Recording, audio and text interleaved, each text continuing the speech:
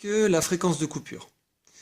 Alors par définition, c'est la fréquence pour laquelle notre système divise par 2 la puissance maximale qui peut sortir.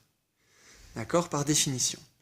Alors, si on se souvient que la puissance est proportionnelle au carré de la tension, hein, P égale U carré sur R, donc ça veut dire que la tension max de sortie, quand on est à la fréquence de coupure, la tension est égale à la tension max de sortie divisée par racine de 2, hein, à cause du carré ici.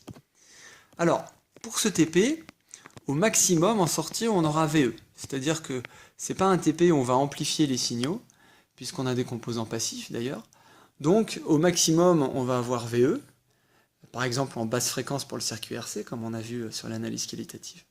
Donc, la fréquence de coupure, on est à la fréquence de coupure quand quand VS est égal à VE sur racine de 2. Donc, on peut parler en tension efficace ou en tension crête à crête, c'est pareil, puisque là, il s'agit d'un rapport entre ces deux tensions.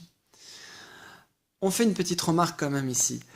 C'est équivalent de dire qu'on est à moins 3 dB.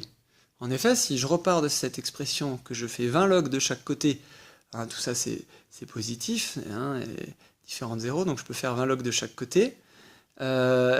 Propriété des logarithmes ici, alors j'ai passé le VE de l'autre côté. Hein. Propriété des logarithmes ici, le 1 va devant, racine de 2 va derrière, moins 20 log de racine de 2.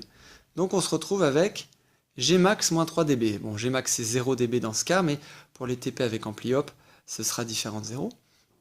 Donc le gain à la fréquence de coupure est de moins 3 dB, quand on a des composants passifs, et pas d'atténuation supplémentaire.